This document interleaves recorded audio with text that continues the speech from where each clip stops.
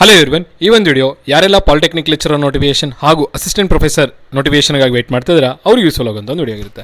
ಸ್ನೇಹಿತರೆ, ನಿಮ್ಮೆಲ್ಲರಿಗೂ ಗೊತ್ತಿರುವಂತೆ ಕಳೆದ 2-3 ದಿನದ ಕೆಳಗಡೆ ಈ ಒಂದು ನೋಟಿಫಿಕೇಶನ್ ಸಂಬಂಧಪಟ್ಟಂಥ ಒಂದು ವಿಡಿಯೋನ ಅಪ್ಲೋಡ್ ಮಾಡಿರ್ತೀನಿ. ಸೊ ಆ ವಿಡಿಯೋ ಬಂದು C&R ರೂಲ್ಸ್ಗೆ ಸಂಬಂಧಪಟ್ಟಂಥ ಆಗಿರುತ್ತೆ. ಸೊ ಪ್ರೀವಿಯಸ್ ಆಗಿ ನಮ್ಮ ಸರ್ಕಾರದಿಂದ ಒಂದು ಸರ್ಕ್ಯುಲರ್ನ ರಿಲೀಸ್ ಮಾಡಿರ್ತಾರೆ ಅಥವಾ ಡ್ರಾಫ್ಟ್ ಕಾಪಿನ ರಿಲೀಸ್ ಮಾಡಿರ್ತಾರೆ. ಸೊ ಅದರ ಬಗ್ಗೆ ನಾನು ಒಂದು ವಿಡಿಯೋನ ಮಾಡಿಬಿಟ್ಟು ಅಪ್ಲೋಡ್ ಮಾಡಿದ್ದೆ. ಸೊ ಆ ವಿಡಿಯೋಗೆ ಸಾಕಷ್ಟು ಕಮೆಂಟ್ಸ್ ಬಂದಿರುತ್ತೆ. ಆ ಕಮೆಂಟ್ಸಲ್ಲಿ ಸಾಕಷ್ಟು ಪ್ರಶ್ನೆಗಳನ್ನ ಕೇಳಿದ್ದಾರೆ. ಆ ಪ್ರಶ್ನೆಗಳಿಗೆ ಆದಷ್ಟು ನನ್ನ ಕಡೆಯಿಂದ ಏನು ಉತ್ತರ ಕೊಡಬೇಕಾಗಿದೆ ಕೊಟ್ಟಿದ್ದೀನಿ. ಬಟ್ ಆದರೂ ನನಗೆ ಪರ್ಸನಲ್ ಆಗಿ ಸಾಕಷ್ಟು ಮೆಸೇಜಸ್ ಬಂದಿದೆ. ಸೊ ಮೆಸೇಜಸಲ್ಲಿ ಸಾಕಷ್ಟು ಪ್ರಶ್ನೆಗಳನ್ನ ಕೇಳಿದ್ದಾರೆ, ಅಲ್ಲೂ ಉತ್ತರ ಕೊಟ್ಟಿದ್ದೀನಿ. ಬಟ್ ಅದೇ ಪ್ರಶ್ನೆಗಳನ್ನ ಮತ್ತೊಮ್ಮೆ ಕೇಳಿದ್ದಾರೆ. ಸೊ ಹಾಗಾಗಿ ಹಲವಾರು ಪ್ರಶ್ನೆಗಳಿಗೆ ಈ ಒಂದು ವಿಡಿಯೋದಲ್ಲಿ ಆದಷ್ಟು ನನ್ನ ಕಡೆಯಿಂದ ಉತ್ತರ ಕೊಡೋದಕ್ಕೆ ಪ್ರಯತ್ನ ಮಾಡಿರ್ತೀನಿ. ಸೊ ಈ ವಿಡಿಯೋನ ಎಂಡ್ವರೆಗೆ ವಾಚ್ ಮಾಡಿ. ನಿಮ್ಮ ಪ್ರಶ್ನೆಗೆ ಉತ್ತರ ಸಿಕ್ಕರೆ ತೊಂದರೆ ಇಲ್ಲ, ಉತ್ತರ ಸಿಗದೇ ಇದ್ದರೆ ಆ ಪ್ರಶ್ನೆ ಏನಿದೆ ಮತ್ತೊಮ್ಮೆ ಈ ವಿಡಿಯೋನ ಡಿಸ್ಕ್ರಿಪ್ಷನ್ ಬಾಕ್ಸಲ್ಲಿ ಡ್ರಾಪ್ ಮಾಡಿ, ಅದನ್ನು ನೋಡಿಕೊಂಡು ನಾನು ನಿಮಗೆ ರಿಪ್ಲೈ ಕೊಡ್ತೀನಿ. ಸೊ ಫಾರ್ ಎಕ್ಸಾಂಪಲ್, ನಿಮ್ಮ ಪ್ರಶ್ನೆಗಳು ಯಾವ್ಯಾವ ಥರ ಇದೆ ಅಂತಂದರೆ, ಈ ನೋಟಿಫಿಕೇಷನ್ನು ಯಾವಾಗ ಬರ್ಬೋದು, ಈ ನೋಟಿಫಿಕೇಷನ್ನು ಯಾರಿಗೆ ಎಲಿಜಿಬಲ್ ಇದೆ, ಸೊ ಈ ನೋಟಿಫಿಕೇಷನಲ್ಲಿ ಯಾರಿಗೆಲ್ಲ ವೇಕೆನ್ಸೀಸ್ ಇದೆ ಅಂತ ಅನ್ನೋದು ಪ್ರಶ್ನೆ ಕೇಳಿದ್ದಾರೆ. ಸೊ ಇಂಜಿನಿಯರಿಂಗ್ ಕಾಲೇಜು ಮತ್ತು ಪಾಲಿಟೆಕ್ನಿಕ್ ಲೆಕ್ಚರರು. ಅದಾಗಿನ ನಂತರ ಅದರ ಕ್ವಾಲಿಫಿಕೇಷನ್ ಏನಿದೆ, ಬೇಸಿಕ್ ಸ್ಯಾಲರಿ ಏನಿದೆ, ಎಕ್ಸಾಮ್ ಪ್ಯಾಟ್ರನ್ ಏನು, ಸಿಲೆಬಸ್ ಏನು, MSc ಆಸ್ಪಿರೆಂಟ್ಸ್ ಎಲಿಜಿಬಲ್ ಇದೀವಾ ಇಲ್ಲ, ಅಂದರೆ ನಾನ್ ಟೆಕ್ನಿಕಲ್ ಸಬ್ಜೆಕ್ಟ್ಸ್ ಇದೆ. ಸೊ ಅದಕ್ಕೆ ನಾವು ಎಲಿಜಿಬಲ್ ಇದೀವಾ ಇಲ್ಲ. ಸೊ ಈ ರೀತಿಯಲ್ಲಿ ಹಲವಾರು ಪ್ರಶ್ನೆಗಳೇ ಕೇಳಿದ್ದಾರೆ. ಅದೇ ರೀತಿಯಲ್ಲಿ ಏಜ್ ರಿಲ್ಯಾಕ್ಸೇಷನ್ ಇರ್ಬೋದು, ಹಾಗೂ ಇದು ಏನು KEAಗೆ ಹೋಗುತ್ತಾ KPSCಗೆ ಹೋಗುತ್ತಾ, ಈ ಥರ ಸಾಕಷ್ಟು ಪ್ರಶ್ನೆಗಳು ಆ ಕಮೆಂಟ್ ಬಾಕ್ಸಲ್ಲಿ ನೀವು ನೋಡ್ಬೋದು. ಸೊ ಆದಷ್ಟು ನನ್ನ ಕಡೆಯಿಂದ ಕೊಡೋದನ್ನು ಕೊಟ್ಟಿದ್ದೀನಿ. ಸೊ ಈ ಎಲ್ಲ ಪ್ರಶ್ನೆಗಳಿಗೆ ಈ ವಿಡಿಯೋದಲ್ಲಿ ಆದಷ್ಟು ಉತ್ತರ ಮಾಡೋದಕ್ಕೆ ಪ್ರಯತ್ನ ಮಾಡ್ತಿದ್ದೀನಿ. ಸೊ ನಿಮ್ಮ ಪ್ರಶ್ನೆಗೆ ಉತ್ತರ ಸಿಗುತ್ತೆ ಅಂತ ಅಂದ್ಕೊಂಡಿದ್ದೀನಿ. ಸಿಗದೇ ಇದ್ದರೆ ಹೇಳಿದ್ದೀನಲ್ಲ, ಮತ್ತೊಮ್ಮೆ ಹೇಳ್ತಾ ಇದ್ದೀನಿ, ಕಮೆಂಟಿನಲ್ಲಿ ಡ್ರಾಪ್ ಮಾಡಿ. ಕಮೆಂಟ್ನ ನೋಡ್ಕೊಂಡು ನಾನು ನಿಮಗೆ ರಿಪ್ಲೈ ಕೊಡ್ತೇನೆ. ಸೊ ಮೊದಲ ಪ್ರಶ್ನೆ ಏನಿದೆಪ್ಪ ಅಂತಂತಂದರೆ ನಮ್ಮ ಆಸ್ಪಿರೆಂಟ್ಸ್ದು. ಸರ್, ಈ ನೋಟಿಫಿಕೇಷನ್ನು ಯಾರು ರಿಲೀಸ್ ಮಾಡ್ತಾರೆ, ಸೊ ಎಕ್ಸಾಮ್ ಕಂಡಕ್ಟಿಂಗ್ ಅಥಾರಿಟಿ ಯಾವುದು ಅಂತ ಕೇಳಿದ್ದಾರೆ. ಸೊ ನೋಡಿ ಸ್ನೇಹಿತರೆ, ನೋಟಿಫಿಕೇಷನ್ ನಮಗೆ ರಿಲೀಸ್ ಆಗೋದು KPSCಯಿಂದ ರಿಲೀಸ್ ಆಗುತ್ತೆ. ಸೊ ಅಸಿಸ್ಟೆಂಟ್ ಪ್ರೊಫೆಸರ್ ಅಥವಾ ಲೆಕ್ಚರರ್ ಪೋಸ್ಟ್, ಡಿಪ್ಲೊಮೊ ಲೆಕ್ಚರರ್ದು ನೋಟಿಫಿಕೇಷನ್ ಯಾರು ರಿಲೀಸ್ ಮಾಡ್ತಾರಂತಂದರೆ KPSC ರಿಲೀಸ್ ಮಾಡುತ್ತೆ, KEA ರಿಲೀಸ್ ಮಾಡಲ್ಲ. ಸೊ ಅಸಿಸ್ಟೆಂಟ್ ಪ್ರೊಫೆಸರ್ ಆಗಲಿ, ಡಿಪ್ಲೊಮೊ ಲೆಕ್ಚರರ್ ನೋಟಿಫಿಕೇಷನ್ ಆಗಲಿ KPSC ಕಡೆಯಿಂದನೇ ಬರುತ್ತೆ, KEA ಕಡೆಯಿಂದ ಬರಲ್ಲ. ಸೊ ನಾನು ಈಗಾಗಲೇ ಪ್ರೀವಿಯಸ್ ಆಗಿ ಹೇಳಿದಂತೆ, ನಿಮ್ಮೆಲ್ಲರ ಅದೃಷ್ಟ ಇತ್ತು ಅಂತಂದರೆ, ನಮ್ಮೆಲ್ಲರ ಅದೃಷ್ಟ ಅಂತ ಇಟ್ಕೊಳ್ಳಿ. ಸೊ ನಮ್ಮೆಲ್ಲರ ಅದೃಷ್ಟ ಇತ್ತು ಅಂತಂದರೆ ಇದು KEAಗೆ ಹೋಗೋ ಸಾಧ್ಯತೆ ಇದೆ. ಬಟ್ ಅದು ಭಾಳ ಕಮ್ಮಿ ಪರ್ಸೆಂಟೇಜು, 99% KPSC ಕಡೆಯಿಂದನೇ ಬರುತ್ತೆ. ಸೊ ಈಗಾಗಲೇ ಒಂದು ಸರ್ಕ್ಯುಲರಲ್ಲೂ ಹೇಳಿರ್ತಾರೆ, group A group B notifications ಎಲ್ಲ KPSC ಕೊಟ್ಟಿರ್ತೀವಿ, ಕೆಲವೊಂದು ನೋಟಿಫಿಕೇಷನ್ಸ್ ಮಾತ್ರ, ಎಕ್ಸೆಪ್ಷನಲ್ ನೋಟಿಫಿಕೇಷನ್ಸ್ ಮಾತ್ರ KEA ಕೊಟ್ಟಿರ್ತೀವಿ ಅಂತ ಹೇಳಿದ್ದಾರೆ. ಸೊ ಅದೇ ಪ್ರಕಾರ KPSCನೇ ಈ ನೋಟಿಫಿಕೇಷನ್ಸ್ನ ರಿಲೀಸ್ ಮಾಡುತ್ತೆ. Assistant professor engineering college, diploma lecturer notification. So ಇನ್ನೊಂದು PU ಕಾಲೇಜಿನ ಅಸಿಸ್ಟೆಂಟ್ ಪ್ರೊಫೆಸರ್ ನೋಟಿಫಿಕೇಷನ್ ಇದೆ, ಅದು ಡಿಫಾಲ್ಟಾಗಿ KEAನೇ ರಿಲೀಸ್ ಮಾಡುತ್ತೆ. ಸೊ ಅದರಲ್ಲಿ ಒಂದು ನಿಮಗೇನು ಡೌಟ್ ಇರಬಾರ್ದು. ಸೊ ಈ ನೋಟಿಫಿಕೇಷನ್ ಯಾರು ರಿಲೀಸ್ ಮಾಡ್ತಾರೆ, KPSC ರಿಲೀಸ್ ಮಾಡುತ್ತೆ. ಸೊ ಎಕ್ಸಾಮಿನೇಷನ್ ಕಂಡಕ್ಟಿಂಗ್ ಅಥಾರಿಟಿನೂ ಯಾವುದಾಗುತ್ತೆ, KPSCನೇ ಆಗುತ್ತೆ. ಸೊ ಹಾಗಾಗಿ KPSC ಅವರು ನಿಮಗೆ ನೋಟಿಫಿಕೇಷನ್ ಬಂದಿದ್ದ ನಂತರ ಸಿಲೆಬಸ್ ಆಗಲಿ, ಎಕ್ಸಾಮ್ ಪ್ಯಾಟ್ರನ್ ಆಗಲಿ, ಆ ಎಲ್ಲ ಡೀಟೇಲ್ಸ್ನ ನಮ್ಮ ಒಂದು ನೋಟಿಫಿಕೇಷನಲ್ಲಿ ಕೊಟ್ಟಿರ್ತಾರೆ.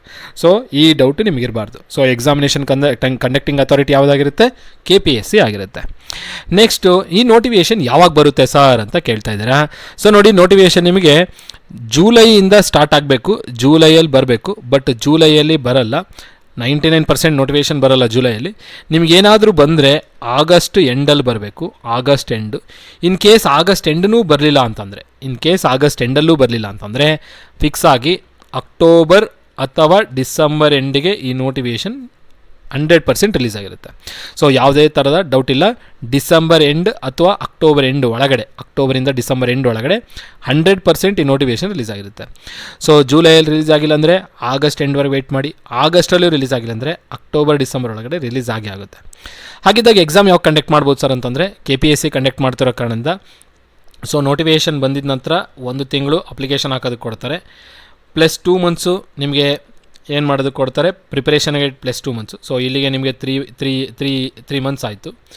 ಅದಾಗಿದ ನಂತರ ನಿಮಗೆ 4th ಮಂತಲ್ಲಿ ಎಕ್ಸಾಮ್ ಕಂಡಕ್ಟ್ ಮಾಡ್ಬೋದು, 4th ಮಂತಲ್ಲಿ ಎಕ್ಸಾಮ್ ಇರಬಹುದು, 4th ಮಂತಲ್ಲಿ ಎಕ್ಸಾಮ್ ಇರುವ ಸಾಧ್ಯತೆಗಳಿದ್ದಾವೆ. ಸೊ ಇದು 100% ಅಲ್ಲ, 90% ಗ್ಯಾರಂಟಿ. ಯಾಕಂದರೆ KPSC ನಿಮಗೆಲ್ಲರಿಗೂ ಗೊತ್ತಿರಬೇಕು. ಸೊ ನೋಟಿಫಿಕೇಷನ್ ಬಿಡೋದೊಂದಾದಾಗ ಎಕ್ಸಾಮ್ ಕಂಡಕ್ಟ್ ಮಾಡೋದೊಂದು ದಿನ ಆಗಿರುತ್ತೆ, ರಿಸಲ್ಟ್ಸ್ ಒಂದು ದಿನ ಬಿಡ್ತಾರೆ. ಸೊ ಹಾಗಾಗಿ ಸ್ವಲ್ಪ ಸ್ಲೋ ಪ್ರಾಸೆಸ್ ಆಗ್ಬೋದು. ಯಾಕಂದರೆ ಆ ಟೈಮಿಗೆ KPSC ಕಡೆ ಸಾಕಷ್ಟು ನೋಟಿಫಿಕೇಷನ್ಸ್ ಇರೋ ಕಾರಣದಿಂದ ಡೇಟ್ಸ್ ಎಲ್ಲ ಫಿಕ್ಸಪ್ ಆಗಿರ್ತಾರೆ, ಅಂದರೆ ಎಲ್ಲ ಕಂಪ್ಲೀಟಾಗಿ ಪ್ಯಾಕಪ್ ಆಗಿರ್ತಾರೆ. ಆ ಒಂದು ಕಾರಣದಿಂದ ಸೊ ಎಕ್ಸಾಮ್ ಸ್ವಲ್ಪ ಡಿಲೇ ಆಗ್ಬೋದು. 6 ಮಂತ್ಸ್ ಒಳಗಂತೂ ಕಂಡಕ್ಟ್ ಮಾಡ್ತಾರೆ ಅನ್ನೋದು ನೆನ್ಪಿಟ್ಕೊಳ್ಳಿ. ಸೊ ನೋಟಿಫಿಕೇಷನ್ ಬಂದು 6th ಮಂತಿಗೆ ಎಕ್ಸಾಮ್ ಕಂಡಕ್ಟ್ ಆಗುವ ಸಾಧ್ಯತೆ ಇರುತ್ತೆ. ಮಿನಿಮಮ್ ಆಗಂದು 3rd ಮಂತ್ ಅಥವಾ 4th ಮಂತಿಗೆ ಎಕ್ಸಾಮ್ ಕಂಡಕ್ಟ್ ಆಗುತ್ತೆ. ಓಕೆನಾ, ಇದು ನಿಮಗೊಂದು ನೆನಪಿರಲಿ. ಎಕ್ಸಾಮ್ ಯಾವಾಗ ಕಂಡಕ್ಟ್ ಆಗ್ಬೋದು, ನೋಟಿಫಿಕೇಷನ್ ಯಾವಾಗ ಬರ್ಬೋದು. ನೋಟಿಫಿಕೇಷನು ಮ್ಯಾಕ್ಸಿಮಮ್ ಅಕ್ಟೋಬರ್ ಎಂಡ್ ಅಥವಾ ಡಿಸೆಂಬರ್ ಎಂಡ್ ಒಳಗಡೆ ಬರುತ್ತೆ. ಎಕ್ಸಾಮ್ ಯಾವಾಗ ನಡಿಬೋದು, ನೋಟಿಫಿಕೇಷನ್ ಬಂದು 4th ಮಂತ್ಗಾದರೂ ನಡೆಯುತ್ತೆ ಅಥವಾ 6th ಮಂತ್ಗಾದರೂ ನಡಿಬೋದು. 4th ಮಂತ್ ಅಥವಾ 6th ಮಂತ್. ಓಕೆ, ಇಷ್ಟನ್ನು ನೆನ್ಪಿಟ್ಕೊಳ್ಳಿ. ನೆಕ್ಸ್ಟ್, ಸೊ ಯಾರು ಬಿಡೋದು notification KPSC, examination conducting authority KPSCನೇ ಆಗಿರುತ್ತೆ. ಸೊ ನೋಟಿಫಿಕೇಷನ್ ಯಾವಾಗ ಬರುತ್ತೆ, ಎಕ್ಸಾಮ್ ಯಾವಾಗ ಕಂಡಕ್ಟ್ ಆಗುತ್ತೆ ಅನ್ನೋದ್ರ ಬಗ್ಗೆ ನಿಮಗೆ ಇದೊಂದು ಬೇಸಿಕ್ ಐಡಿಯಾ ಬಂದಿದೆ. ನೆಕ್ಸ್ಟ್, ಸಿಲೆಬಸ್ ಏನೇನಿರುತ್ತೆ ಸರ್ ಅಂತ ಕೇಳೋದಾದರೆ ನೋಡಿ, ಈಗಾಗಲೇ ನಾನು ಸಿಲೆಬಸ್ಗೆ ಸಂಬಂಧಪಟ್ಟಂತೆ main branches, for example mechanical, electrical, EC electronics and communication ಹಾಗೂ ಕಂಪ್ಯೂಟರ್ ಸೈನ್ಸ್ ಮತ್ತು ಆಟೋಮೊಬೈಲ್ ಇಂಜಿನಿಯರಿಂಗ್, ಈ ಎಲ್ಲ ಬ್ರಾಂಚ್ದು ಸಿಲೆಬಸ್ ಅಂದರೆ ಒಂದು ಬ್ರೀಫ್ ವೀಡಿಯೋನ ಅಪ್ಲೋಡ್ ಮಾಡಿದ್ದೀನಿ. ಯಾಕಂದರೆ ಅಫಿಷಿಯಲ್ ಡಾಕ್ಯುಮೆಂಟ್ ನಮ್ಮ ಹತ್ರ ಇಲ್ಲ.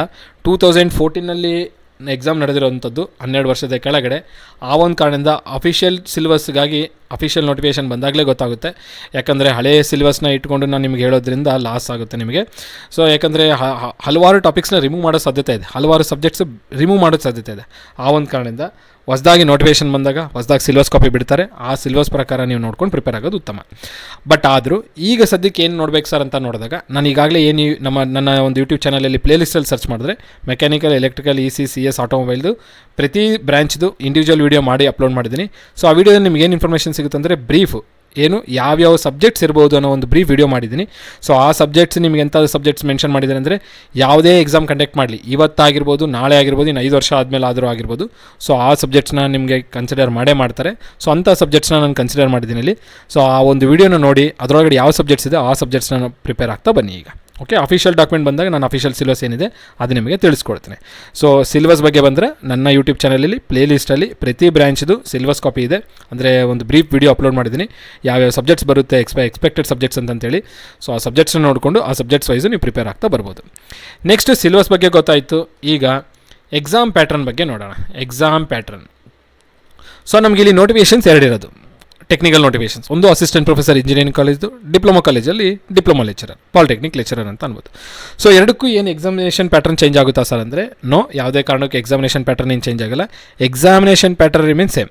ಏನು ಸರ್ ಅದು ಎಕ್ಸಾಮಿನೇಷನ್ ಪ್ಯಾಟರ್ನು ಅಂತ ಕೇಳಿದ್ರೆ, ನೋಡಿ, ಎಕ್ಸಾಮಿನೇಷನ್ ಪ್ಯಾಟರ್ನ್ ಅಂತ ಬಂದಾಗ ಸೊ ಡಿಪ್ಲೊಮಾ ಲೆಕ್ಚರರ್ ಆಗಿರ್ಬೋದು ಅಥವಾ ಅಸಿಸ್ಟೆಂಟ್ ಪ್ರೊಫೆಸರ್ ನೋಟಿಫಿಕೇಷನ್ ಆಗಿರ್ಬೋದು. ಸೊ ಎರಡಕ್ಕೂ 2 ಪೇಪರ್ ಇರುತ್ತೆ, ಪೇಪರ್ 1 ಮತ್ತು ಪೇಪರ್ 2. ಎರಡಕ್ಕೂ ಕಾಮನು, ಬಟ್ ಲೆವೆಲ್ ಆಫ್ ಕ್ವಶನ್ಸ್ ಏನಿದೆಯಲ್ಲ ಅದು ಚೇಂಜ್ ಆಗುತ್ತೆ. ಸೊ ಪೇಪರ್ 1, ಪೇಪರ್ 2 ಇರುತ್ತೆ. ಸೊ ಏನು ಸರ್ ಪೇಪರ್ 1 ಅಂತಂದಾಗ, ಪೇಪರ್ 1 ಜನರಲ್ ಸ್ಟಡೀಸ್ ಇರುತ್ತೆ, ಪೇಪರ್ 2 ಸ್ಪೆಸಿಫಿಕ್ ಪೇಪರ್ ಆಗಿರುತ್ತೆ. ಏನಾಗಿರುತ್ತೆ? ಸ್ಪೆಸಿಫಿಕ್ ಪೇಪರ್ ಆಗಿರುತ್ತೆ. ಸೊ ಜನರಲ್ ಸ್ಟಡೀಸಲ್ಲಿ ಏನೇನಿರುತ್ತೆ, ನಾನು ಈಗಾಗಲೇ ಒಂದು ವೀಡಿಯೋ ಮಾಡಿದ್ದೀನಿ, ಜಸ್ಟ್ ಇನ್ನು ಅಪ್ಲೋಡ್ ಮಾಡಿಲ್ಲ, ನಾಳೆ ನಾಡ್ದೊಳಗಡೆ ಅಪ್ಲೋಡ್ ಮಾಡ್ತೀನಿ. ಸೊ ಜನರಲ್ ಸ್ಟಡೀಸಲ್ಲಿ ಏನೇನು, history, geography, polity, art and culture, science and technology, ಆಪ್ಟಿ reasoning, ಈ ಥರ ಎಲ್ಲ ಸಬ್ಜೆಕ್ಟ್ಸು ಪೇಪರ್ 1ನಲ್ಲಿ ಬರುತ್ತೆ. ಅದೇ ರೀತಿಯಲ್ಲಿ ಪೇಪರ್ 2ನಲ್ಲಿ ಏನು ಬರುತ್ತೆ? ಸ್ಪೆಸಿಫಿಕ್. ಫಾರ್ ಎಕ್ಸಾಂಪಲ್ ನೀವು ಸಿವಿಲ್ ಅವರು ಇದ್ರಂತ ಇಟ್ಕೊಳ್ಳಿ, ಸಿವಿಲ್ ಸಬ್ಜೆಕ್ಟ್ಸ್ ಸಂಬಂಧಪಟ್ಟಂಥದ್ದು ಇರುತ್ತೆ.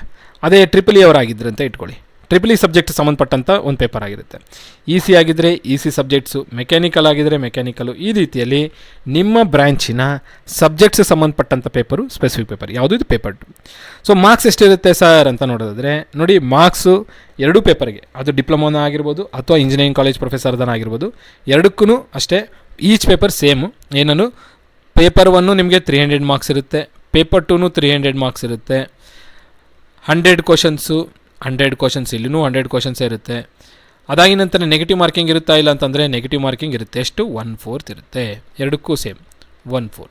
ಓಕೆ, ಇದನ್ನೊಂದು ನೆನ್ಪಿಟ್ಕೊಳ್ಳಿ. ಸೊ ಇಲ್ಲಿ ನಾನು ಕ್ಲಿಯರಾಗಿ ಬರ್ತಾ ಹೋಗ್ತೀನಿ. ಇಲ್ಲಿ ನೋಡಿ, ಪಾಲಿಟೆಕ್ನಿಕ್ ಲೆಕ್ಚರರ್ ಮತ್ತು engineering college ಲೆಕ್ಚರರ್ದು.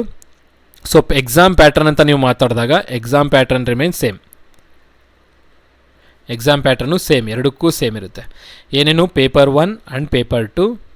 Exam pattern same for assistant professor also. So paper 1 ಏನು? ಜನರಲ್ ಸ್ಟಡೀಸ್ ಇರುತ್ತೆ. ಅದೇ ಥರನೇ ಪೇಪರ್ 2 ಏನಿರುತ್ತೆ? ಸ್ಪೆಸಿಫಿಕ್ ಟೆಕ್ನಿಕಲ್ ಪೇಪರ್ ಆಗಿರುತ್ತೆ. ಸೊ ಸಾಕಷ್ಟು ಜನ ಇಲ್ಲಿ ಇನ್ನೊಂದು ಪ್ರಶ್ನೆ ಕೇಳಿದ್ದಾರೆ, ಸರ್ ಇದು ಪೇಪರ್ 1ಗೆ 50 ಮಾರ್ಕ್ಸು, ಪೇಪರ್ 2ಗೆ 250 ಮಾರ್ಕ್ಸ್ ಇಡ್ಬೋದಲ್ಲ ಅಂತೇಳಿ. ಸೊ ನೋಡಿ, ಇದು KPSC ಮಾಡಿರುವಂಥ ಫಾರ್ಮೇಟು.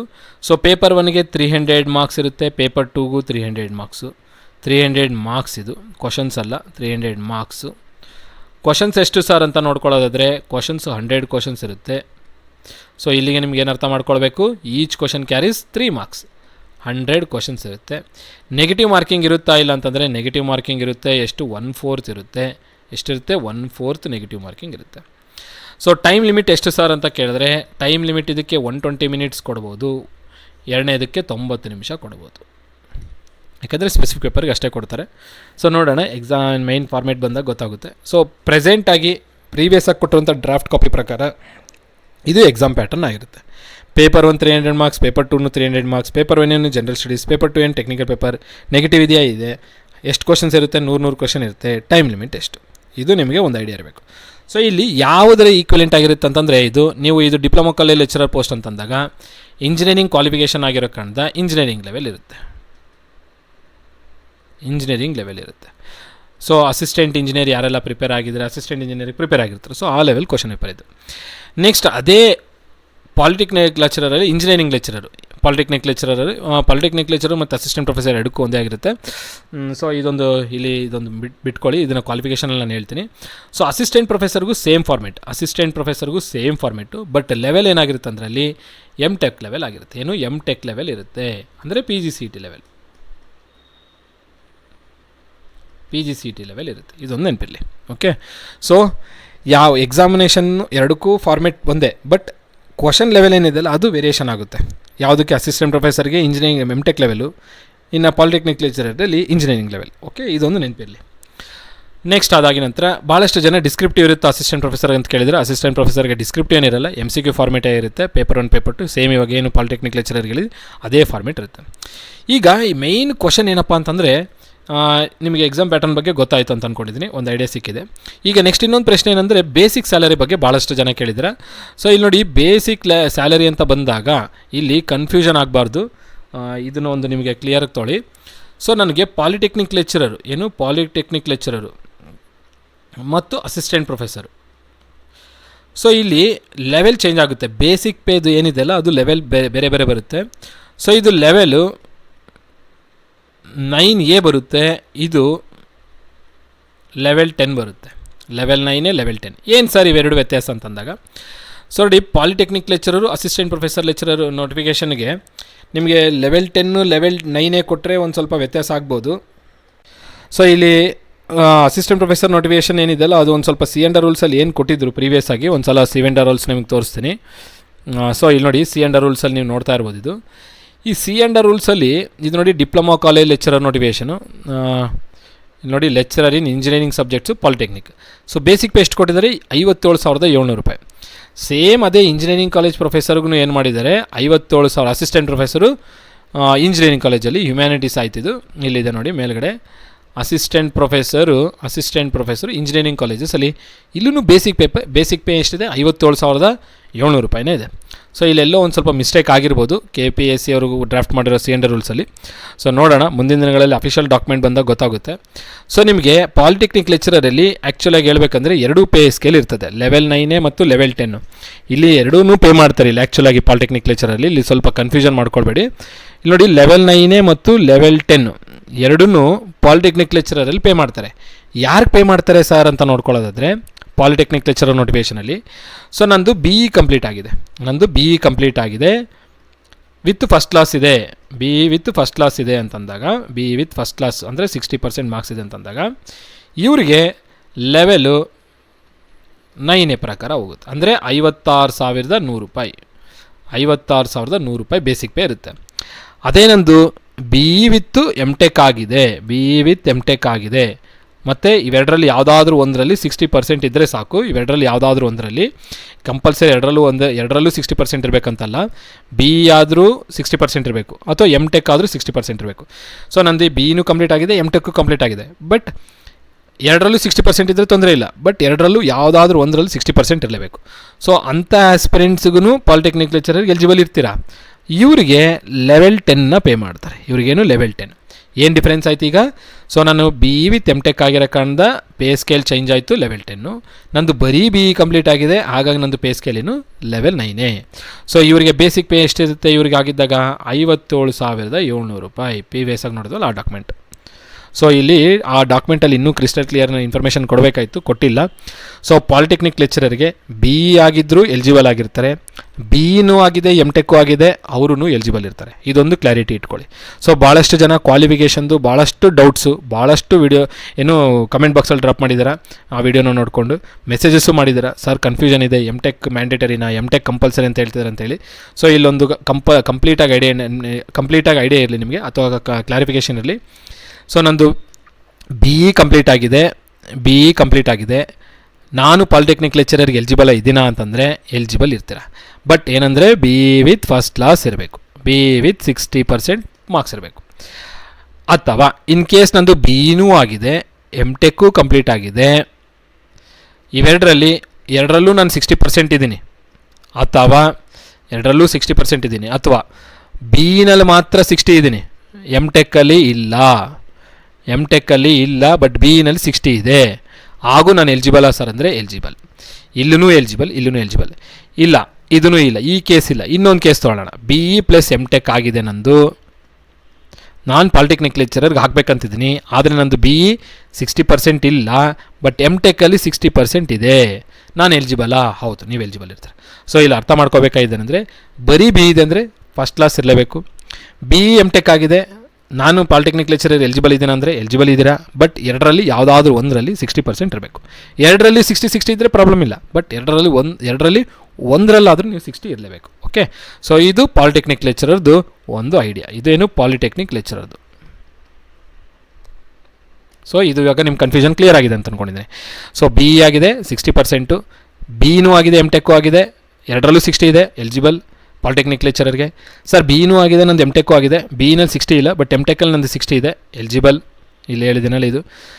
ಇನ್ನೊಂದು ಕೇಸ್ ಏನು? ಸರ್ ನಂದು ಬಿ ಇನೂ ಆಗಿದೆ ಎಮ್ ಟೆಕ್ಕು ಆಗಿದೆ ಬಟ್ ಎಮ್ ಟೆಕ್ಕಲ್ಲಿ 60 ಇಲ್ಲ, ಬಿ ಇನಲ್ಲಿ 60 ಇದೆ, ಎಲಿಜಿಬಲ್. ಯಾಕಂದರೆ ಬಿ ಇನೇ ಮಿನಿಮಮ್ ಕ್ವಾಲಿಫಿಕೇಷನ್ ಬಿ. ನೋಡಿ, ಮಿನಿಮಮ್ ಕ್ವಾಲಿಫಿಕೇಷನೇ ಬಿ. ಎಮ್ ಟೆಕ್ ಮ್ಯಾಂಡಿಟರಿ ಅಲ್ಲ ಪಾಲಿಟೆಕ್ನಿಕ್ ಲೆಕ್ಚರರ್ಗೆ, ಬಟ್ ಎಮ್ ಟೆಕ್ ಇದ್ದರೆ ನಿಮ್ಗೆ ಅಡ್ವಾಂಟೇಜ್ ಏನು? ಎಮ್ ಟೆಕ್ ಇದ್ದರೆ ಅಡ್ವಾಂಟೇಜ್ ಏನಂದರೆ ಬರೀ ಬಿ ಇರೋದ್ರಿಂದ, B E plus M tech ಇರೋದ್ರಿಂದ ನಿಮ್ಗೇನು ಅಡ್ವಾಂಟೇಜು? ಪ್ರೀವಿಯಸ್ ಆಗಿ ಹೇಳಿದ್ದೀನಿ ನಾನು, ಪೇ ಸ್ಕೇಲ್ ಚೇಂಜ್ ಆಗುತ್ತೆ. ನಂದು ಬಿ ಇ ಮಾತ್ರ ಇದೆ ಅಂತಂದರೆ ನೀವು ಯಾವ ಪೇ ಸ್ಕೇಲ್ ಪೇ ಮಾಡಿರ್ತೀರ? ಲೆವೆಲ್ 9ಗೆ ಹೋಗ್ತೀರಾ. ಇನ್ ಕೇಸ್ ನಂದು ಬಿ ಇನೂ ಆಗಿದೆ ಎಮ್ ಟೆಕ್ಕು ಆಗಿದೆ, ನಾನು ಯಾವ ಸ್ಕೇಲ್ಗೆ ಹೋಗ್ತೀನಿ? ಲೆವೆಲ್ 10ಗೆ ಹೋಗ್ತೀನಿ. ಸೊ ಇವರಿಬ್ಬರದು ಪೇ ಸ್ಕೇಲ್ ಏನಿದೆ? ಇಲ್ಲಿ 56,100 ರೂಪಾಯಿ ಇದೆ ಆ್ಯಸ್ ಪರ್ ACT ಸ್ಕೇಲ್ಸು. ಇಲ್ಲೇನಿದೆ 57,700 ರೂಪಾಯಿ ಇದೆ ಬೇಸಿಕ್ ಪೇ. ಓಕೆ, ಇದು ನಿಮಗೆ ಮೈನ್ ಕನ್ಫ್ಯೂಷನ್ ಇದ್ದಿದ್ದು. ಸೊ ನಾನು ಪಾಲಿಟೆಕ್ನಿಕ್ ಲೆಕ್ಚರರ್ಗೆ ಎಲಿಜಿಬಲ್ ಆಗಬೇಕು ಅಂದರೆ B E must, M tech optional. M tech ಇತ್ತು ಅಂದರೆ ಪೇ ಸ್ಕೇಲ್ ಚೇಂಜ್ ಆಗುತ್ತೆ. ಬಿ ಇ ಆಗಿತ್ತು ಅಂದರೆ ಏನಾಗಿರಬೇಕು? 60% ಇರಲೇಬೇಕು. ಬಿ ಇನೂ ಆಗಿದೆ ಎಮ್ ಟೆಕ್ಕು ಆಗಿದೆ ಅಂದರೆ ಎರಡರಲ್ಲಿ ಯಾವುದಾದ್ರೂ ಒಂದರಲ್ಲಿ 60 ಆಗಿರಲೇಬೇಕು. ಓಕೆ, ಇದು ಕ್ಲಾರಿಟಿ ಇರಲಿ. ಸೊ ಇದ್ರ ಮೇಲೆ ಇನ್ನೂ ಏನಾದರೂ ಡೌಟ್ ಇತ್ತು ಅಂದರೆ ಕಮೆಂಟ್ ಬಾಕ್ಸಲ್ಲಿ ಡ್ರಾಪ್ ಮಾಡಿ, ಕಮೆಂಟನ್ನು ನೋಡ್ಕೊಂಡು ನಾನು ನಿಮಗೆ ರಿಪ್ಲೈ ಕೊಡ್ತೀನಿ. ಇದು ಪಾಲಿಟೆಕ್ನಿಕ್ ಲೆಕ್ಚರರಿನ ಒಂದು ಕ್ಲಾರಿಫಿಕೇಷನ್ ಆಯಿತು. ನೆಕ್ಸ್ಟ್ ಈಗ ಅಸಿಸ್ಟೆಂಟ್ ಪ್ರೊಫೆಸರ್ದು ನೋಡೋಣ. ಈಗ ಅಸಿಸ್ಟೆಂಟ್ ಪ್ರೊಫೆಸರ್ ಏನು ಸರ್ ಎಲಿಜಿಬಿಲಿಟಿ ಅಂತಂದರೆ, ಸೊ ಎ ಪಿ ಅಂದರೆ ಅಸಿಸ್ಟೆಂಟ್ ಪ್ರೊಫೆಸರ್ ಅಂತ ನೆನ್ಪಿಟ್ಕೊಳ್ಳಿ.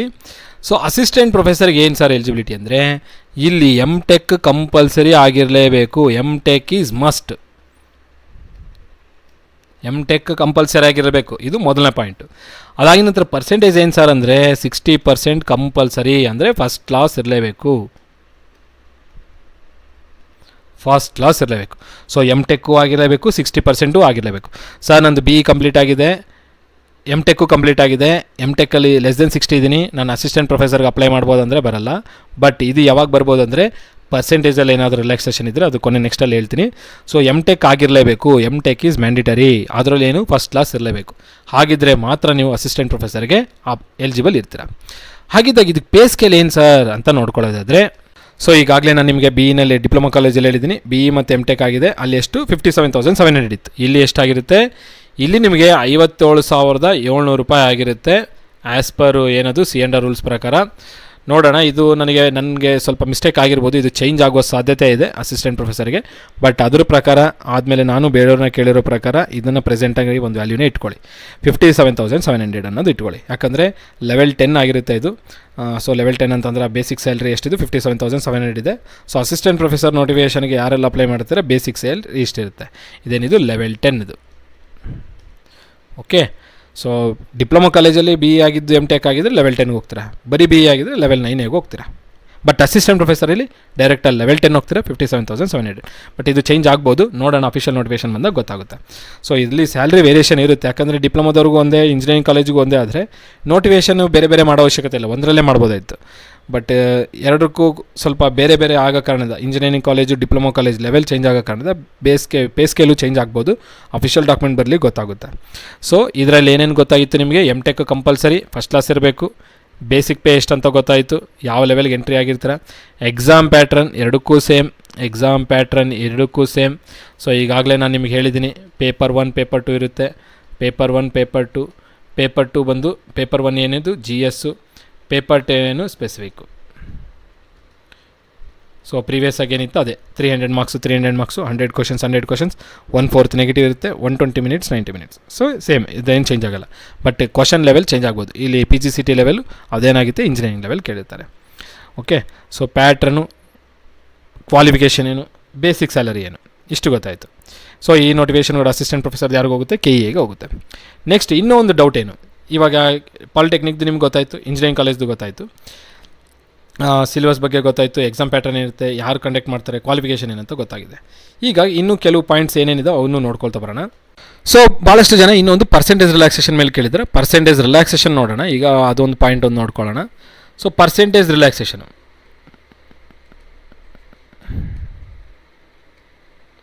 ಆದಮೇಲೆ ಏಜ್ ರಿಲ್ಯಾಕ್ಸೇಷನ್. ಸೊ ಈಗಾಗಲೇ ನಿಮ್ಗೆ ಗೊತ್ತಿರಬೇಕು ಯಾವೆಲ್ಲ ನೋಟಿಫಿಕೇಷನ್ಸ್ ಬರುತ್ತೆ 2027ವರೆಗೂ. ಎಲ್ಲ ನೋಟಿಫಿಕೇಷನ್ಸ್ಗೂ 5 ಇಯರ್ಸ್ ರಿಲ್ಯಾಕ್ಸೇಷನ್ ಕೊಟ್ಟಿದ್ದಾರೆ ಅಂತ ನಿಮ್ಗೆ ಗೊತ್ತಿದೆ. ಸೊ 5 ಇಯರ್ಸು ಎಲ್ಲ ಕ್ಯಾಟಗಿರಿಗೂ ರಿಲ್ಯಾಕ್ಸೇಷನ್, 5 ಇಯರ್ಸು ಎಲ್ಲ ಕ್ಯಾಟಗಿರಿ ರಿಲ್ಯಾಕ್ಸೇಷನ್ ಕೊಟ್ಟಿದ್ದಾರೆ. ಹಾಗಿದ್ದಾಗ ಯಾವ ಕ್ಯಾಟಗಿರಿ ಎಷ್ಟಾಗುತ್ತೆ?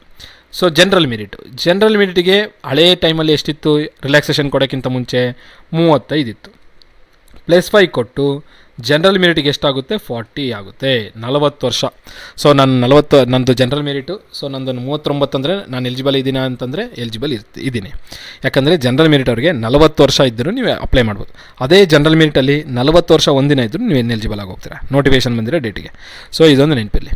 ಅದಾಗಿ ನಂತರ ಒ ಬಿ ಸಿಯಲ್ಲಿ ಯಾರ್ಯಾರು ಬರ್ತಾರೆ, 2A, 2B, 3A ಮತ್ತು 3B. ಸೊ ಇದೆಲ್ಲ OBCನಲ್ಲಿ ಬರುತ್ತೆ. ಸೊ ಇವರಿಗೆ ಪ್ರೀವಿಯಸ್ ಆಗಿ ಎಷ್ಟಿತ್ತು, 38 ಇರುತ್ತೆ. +5 ಆದ ನಂತರ ಇವರಿಗೆ 43 ಆಗುತ್ತೆ. ಸೊ 43 ಇಯರ್ಸ್ ಯಾರಿಗಿದು, OBC ಅವರಿಗೆ ರಿಲ್ಯಾಕ್ಸೇಷನ್. ನೆಕ್ಸ್ಟ್ ಇನ್ನೊಂದು ಯಾವುದಿದೆ, SC ಮತ್ತು ST ಹಾಗೂ ಕ್ಯಾಟಗಿರಿ 1. ಸೊ ಇದಕ್ಕೆ ಮುಂಚೆ ಎಷ್ಟಿತ್ತು, 40 ವರ್ಷ ಇತ್ತು. +5 ಆದ ನಂತರ ಎಷ್ಟಾಗುತ್ತೆ ಇವ್ರದ್ದು, 45 ವರ್ಷ ರಿಲ್ಯಾಕ್ಸೇಷನ್ ಆಗುತ್ತೆ. ಸೊ 40, 43, 45 ಇದು ಯಾವ್ಯಾವ ಕ್ಯಾಟಗರಿಗೆ ಅಂತ ನಾನು ಹೇಳಿದ್ದೀನಿ, ಕ್ಲಿಯರಾಗಿ ನೋಡ್ಕೊಳ್ಳಿ. ಇದು ಏಜ್ ರಿಲ್ಯಾಕ್ಸೇಷನ್ ಸಂಬಂಧಪಟ್ಟಂಥದ್ದು. ಇನ್ನು ಪರ್ಸೆಂಟೇಜ್ ರಿಲ್ಯಾಕ್ಸೇಷನ್. ಸೊ ನೋಡಿ, ಜನರಲ್ ಮೆರಿಟಿಗೆ ನಾನು ಹೇಳಿದ್ದೀನಲ್ಲ, BE ಆಗಿದ್ದರೂ ಫಸ್ಟ್ ಕ್ಲಾಸ್ ಇರಬೇಕು, M.Tech ಆಗಿದ್ದರೂ ಫಸ್ಟ್ ಕ್ಲಾಸ್ ಆಗಿರಬೇಕು. BE ವಿತ್ M.Tech ಇದ್ದರೆ ಯಾವುದಾದ್ರೂ ಒಂದರಲ್ಲಿ ಇನ್ನು ಫಸ್ಟ್ ಕ್ಲಾಸ್ ಇರಬೇಕು. ಫಸ್ಟ್ ಕ್ಲಾಸ್ ಅಂದ್ರೆ 60%. ಹಾಗಿದ್ದಾಗ ರಿಲ್ಯಾಕ್ಸೇಷನ್ ಏನಿಲ್ವಾ ಅಂತಂದರೆ ನೋಡಿ, ಜನರಲ್ ಮೆರಿಟಿಗೆ ನಾನು ಹೇಳಿದಂತೆ ಫಸ್ಟ್ ಕ್ಲಾಸ್ ಇರಲೇಬೇಕು 60%. OBC ಅವರಿಗೆ ಪ್ರೆಸೆಂಟಾಗಿ ಗೊತ್ತಿಲ್ಲ, ಇವ್ರಿಗೂ 60% ಇರುತ್ತೆ. ಇನ್ ಕೇಸ್ ಏನಾದರೂ ಇವರಿಗೆ ರಿಲ್ಯಾಕ್ಸೇಷನ್ ಸಿಕ್ಕರೆ, ಅಫಿಷಿಯಲ್ ನೋಟಿಫಿಕೇಷನ್ ಬಂದು ಅಫಿಷಿಯಲ್ ಡಾಕ್ಯುಮೆಂಟಲ್ಲಿ ರಿಲ್ಯಾಕ್ಸೇಷನ್ ಏನಾದರೂ ಕೊಟ್ಟರೆ 5% ಕೊಡೋ ಚಾನ್ಸಸ್ ಇರುತ್ತೆ. ಸೊ 5% ಪಾಸಿಬಲ್, 5% ಚಾನ್ಸ್ ಇದೆ. 5% ಚಾನ್ಸಸ್ ಆಗಿದ್ದಾಗ ಎಷ್ಟಾಗ್ಬೋದು, 55% ಆಗ್ಬೋದು. ಯಾರಿಗೆ, OBCಗೆ. ಅದೇ SC, ST ಹಾಗೂ ಮತ್ತು ಕ್ಯಾಟಗಿರಿ 1 ಇವ್ರಿಗೆ ಏನಾದರೂ ಕೊಡುತ್ತಾರಾ ಸರ್ ಅಂತ ಕೇಳಿದ್ರೆ, ನೋಡಿ ಇವ್ರಿಗೆ 60% ಇಲ್ಲದೆ ಇರ್ಬೋದು. ಸೊ OBC 5% ರಿಲ್ಯಾಕ್ಸೇಷನ್ ಕೊಟ್ಟರೆ SC STಗೆ 5% ಕೊಡೋಕ್ಕಾಗಲ್ಲ, 10% ಕೊಟ್ಟರೆ ಇವ್ರು 50% ಆಗ್ಬೋದು. So 50% for SC ST category 1, OBCಗೆ 55%, ಜನರಲ್ಗೆ 60%. ಇದು ಕೊಡುವ ಸಾಧ್ಯತೆ ಇದೆ. ಬಟ್ 100% ಫಿಕ್ಸ್ಡ್ ಯಾವುದು, ಜನರಲ್ ಮೆರಿಟ್ ಅವರಿಗೆ ಮಾತ್ರ 60 ಫಿಕ್ಸ್ಡ್. OBC ಅವರಿಗೆ ಮತ್ತು SC ST ಕ್ಯಾಟಗರಿ ಒನ್ಗೆ ಅಫಿಷಿಯಲ್ ಡಾಕ್ಯುಮೆಂಟ್ ಬಂದಾಗೆ ಗೊತ್ತಾಗುತ್ತೆ. ಸೊ ಇದು ಪಾಸಿಬಿಲಿಟಿ ಇದೆ ಅಂತ ನಾನು ಹೇಳ್ತಾ ಇದ್ದೀನಿ. ಸೊ SC ST ಅವರಿಗೆ 5% ಕೊಟ್ಟರೆ, ಇನ್ ಕೇಸ್ OBCಗೆ ಜನರಲ್ಗೆ 60% ಕೊಟ್ಟರೆ SC STಗೆ 5% ಕೊಡ್ಬೋದು, ಆಗ 55 ಎಲಿಜಿಬಿಲಿಟಿ ಇರ್ತದೆ ಪರ್ಸೆಂಟೇಜಲ್ಲಿ. ಅದೇ ನಿಮಗೆ ಜನರಲ್ 60% ಕೊಟ್ಟು OBCಗೂ ನಾವು ರಿಲ್ಯಾಕ್ಸೇಷನ್ ಕೊಡ್ತೀವಿ, SC STಗೂ ರಿಲ್ಯಾಕ್ಸೇಷನ್ ಕೊಡ್ತೀವಿ ಅಂದರೆ 5% ಕೊಡ್ಬೋದು. OBCಗೆ 55 ಎಲಿಜಿಬಿಲಿಟಿ ಪರ್ಸೆಂಟೇಜು, SC STಗೆ 50%. ಸೊ ಇದು ಒಂದು ಕೊಡೋ ಸಾಧ್ಯತೆ ಇದೆ. ನೋಡೋಣ ಅಫಿಷಿಯಲ್ ಡಾಕ್ಯುಮೆಂಟ್ ಬರಲಿ ಏನಿದೆ ಅಂತ ಗೊತ್ತಾಗುತ್ತಾಗ. ಸೊ ಇದು ಅಸಿಸ್ಟೆಂಟ್ ಪ್ರೊಫೆಸರು ಮತ್ತು ಪಾಲಿಟೆಕ್ನಿಕ್ ಲೆಕ್ಚರರ್ ಎರಡಕ್ಕೂ ಪರ್ಸೆಂಟೇಜ್ ರಿಲ್ಯಾಕ್ಸೇಷನ್ ಇದು. ಓಕೆ, ಇದೊಂದು ನೆನಪಿರಲಿ. ಏಜ್ ರಿಲ್ಯಾಕ್ಸೇಷನ್ ಗೊತ್ತಾಯಿತು, ಪರ್ಸೆಂಟೇಜ್ ರಿಲ್ಯಾಕ್ಸೇಷನ್ ಗೊತ್ತಾಯಿತು ಅಂತ ಅಂದ್ಕೊಂಡಿದ್ದೀನಿ. ನೆಕ್ಸ್ಟ್ ಇನ್ನು ಯಾವ ಪಾಯಿಂಟ್ಸ್ ಕೇಳಿದ್ದಾರೆ ಅಂದರೆ, ಸೊ ಇಲ್ಲಿ ಪರ್ಸೆಂಟೇಜ್ ರಿಲ್ಯಾಕ್ಸೇಷನ್ ಮೇಲೆ ಕೇಳಿದ್ದಾರೆ. ಇನ್ನೊಂದು ಕ್ವಶನ್ ಏನು ಕೇಳಿದ್ದಾರೆ ಅಂದರೆ, ಸರ್ ನಾವು ಇಲ್ಲಿ ಪರ್ಸೆಂಟೇಜ್ ಅಂತ ಏನು ಹೇಳ್ತಿದ್ದೀರಾ, ಎಲ್ಲಿಂದ ಕನ್ಸಿಡರ್ ಮಾಡಬೇಕು ಅಂತ ಕೇಳ್ತಾ ಇದ್ದೀರಾ ಸಾಕಷ್ಟು ಜನ ಆಸ್ಪಿರೆಂಟ್ಸು. ಸೊ ನೋಡಿ, ಇಂಜಿನಿಯರಿಂಗ್ ಕ್ವಾಲಿಫಿಕೇಷನ್ ಕೊಟ್ಟಿದ್ದಾರೆ. ಇಂಜಿನಿಯರಿಂಗ್ ಅಂತ ಕನ್ಸಿಡರ್ ಮಾಡಿದಾಗ ಇಂಜಿನಿಯರಿಂಗ್ ಅಲ್ಲಾಗಲಿ MTech ಆಗಲಿ, ಸೊ ಎಲ್ಲಿಂದ ಕನ್ಸಿಡರ್ ಮಾಡ್ತೀರಂದರೆ 1 to 8 ಯಾರಿಗಿದು 1 to 8 1 to 8 ಯಾರು ಕನ್ಸಿಡರ್ ಮಾಡಬೇಕಂತಂದರೆ, ಸೊ PUC ಮೇಲೆ ಹೋಗಿರುವಂಥ ಆಸ್ಪಿರೆಂಟ್ಸು 1 to 8 ಸೆಮಿಸ್ಟರ್ವರೆಗೂ ನೀವು ಪರ್ಸೆಂಟೇಜ್ನ ಕನ್ಸಿಡರ್ ಮಾಡಿ. ಅದೇ ಡಿಪ್ಲೊಮೊ ಲ್ಯಾಟ್ರಲ್ ಎಂಟ್ರಿಗೆ ಹೋಗಿದ್ದೀರ ಅಂತಂದರೆ, ಡಿಪ್ಲೊಮೊ ಲ್ಯಾಟ್ರಲ್ ಎಂಟ್ರಿಗೆ ಹೋದರೆ ನೀವು ಎಲ್ಲಿಂದ 3ನೇ ಸೆಮಿಸ್ಟ್ರಿಂದ ಹಿಡಿದು 8ನೇ ಸೆಮಿಸ್ಟರ್ವರೆಗೂ ಅಂದರೆ ಆವ್ರೇಜ್ ಪರ್ಸೆಂಟೇಜ್ನ ಕನ್ಸಿಡರ್ ಮಾಡಬೇಕು. ಸೊ 1 to 8 ಏನು ಎಲ್ಲ ಸೆಮಿಸ್ಟರ್ ಪರ್ಸೆಂಟೇಜ್ ಆ್ಯಡ್ ಮಾಡಿರಿ, ಡಿವೈಡೆಡ್ ಬೈ 8 ಮಾಡಿರಿ, ಏನು ಪರ್ಸೆಂಟೇಜ್ ಬರುತ್ತೆ ಅದೇ ನಿಮಗೆ ಇಲ್ಲಿ average percentage. Okay, CGPA SGPA ಅಂತ ಹೇಳ್ತೀವಿ. CGPA ಕನ್ಸಿಡರ್ ಮಾಡಬೇಕು. ಎಲ್ಲ ಸೆಮಿಸ್ಟರ್ದು ಪರ್ಸೆಂಟೇಜ್ನ ನಾವು CGPA ಅಂತ ಹೇಳ್ತೀವಿ. ಸೊ CGPA ಕನ್ಸಿಡರ್ ಮಾಡಬೇಕು. ನಿಮ್ಮ CGPA ಏನಾಗಿರಬೇಕು, 60% ಇರಬೇಕು. ಅಂದರೆ ಫಸ್ಟ್ ಕ್ಲಾಸು. OBCಗೆ ರಿಲ್ಯಾಕ್ಸೇಷನ್ ಕೊಟ್ಟರೆ 55, ರಿಲ್ಯಾಕ್ಸೇಷನ್ ಕೊಡದೇ ಇದ್ದರೆ 60. SC STಗೆ ರಿಲ್ಯಾಕ್ಸೇಷನ್ 5% ಅಥವಾ 10% ಕೊಟ್ಟರೆ 5% ಕೊಟ್ಟರೆ 55, 10% ಕೊಟ್ಟರೆ 50. ಸೊ ಓವರಾಲ್ ಪರ್ಸೆಂಟೇಜು ಈ ಪರ್ಸೆಂಟೇಜ್ ಬರಬೇಕು ನಿಮಗೆ. ಓಕೆ, ಇದ್ರದ್ದು ಒಂದು ಐಡಿಯಾ ಇದೆ ಅಂತ ಅಂದ್ಕೊಂಡಿದ್ದೀನಿ. PUC ಮೇಲೆ ಬಂದಿರೋರಿಗೆ 1 to 8, ಡಿಪ್ಲೊಮಾ ಎಂಟ್ರಿ ಆಗಿರೋರಿಗೆ 3rd to 8th. ಓಕೆ, ಇದೊಂದು ನೆನಪಿರಲಿ.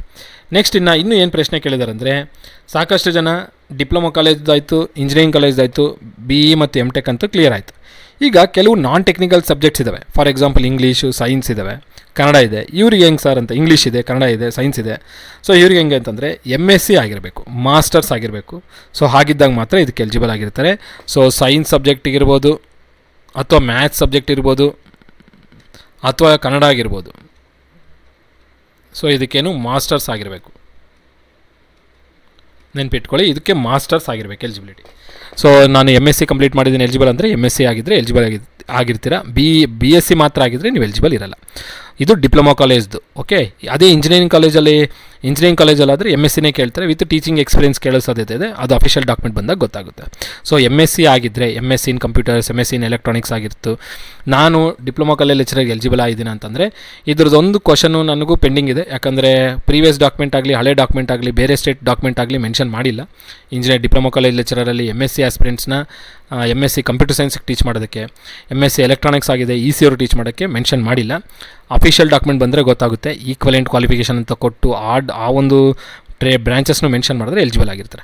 ಬಟ್ ಪ್ರೆಸೆಂಟ್ ಡಾಕ್ಯುಮೆಂಟ್ ಪ್ರಕಾರ, ಮುಂದೆ ಬರುವಂಥ ಅಫಿಷಿಯಲ್ ಡಾಕ್ಯುಮೆಂಟ್ ಪ್ರಕಾರ, ಪ್ರೀವಿಯಸ್ ಆಗಿ ಬಂದಿರೋ ಡಾಕ್ಯುಮೆಂಟ್ ಪ್ರಕಾರ BE ಅವರು ಡಿಪ್ಲೊಮಾದಲ್ಲಿ ಎಲಿಜಿಬಲು, BE ವಿತ್ MTech ಆಗಿದ್ರು ಡಿಪ್ಲೊಮಾಗೆ ಎಲಿಜಿಬಲು, ಬರೀ MTech ಆಗಿರೋರು assistant professor eligible.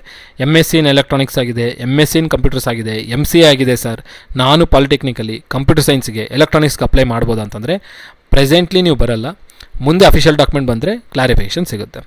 But MSc science, MSc mathematics, MSc Kannada ಆಗಿದ್ದರೆ ಡಿಪ್ಲೊಮಾದಲ್ಲಿ ಸೈನ್ಸ್ ಸಬ್ಜೆಕ್ಟ್ಗೆ, ಡಿಪ್ಲೊಮಾದಲ್ಲಿ ಮ್ಯಾಥಮೆಟಿಕ್ಸ್ ಸಬ್ಜೆಕ್ಟ್ಗೆ ಹಾಗೂ ಡಿಪ್ಲೊಮಾದಲ್ಲಿ ಕನ್ನಡ ಸಬ್ಜೆಕ್ಟ್ಗೆ ನೀವು ಎಲಿಜಿಬಲ್ ಇರ್ತೀರ.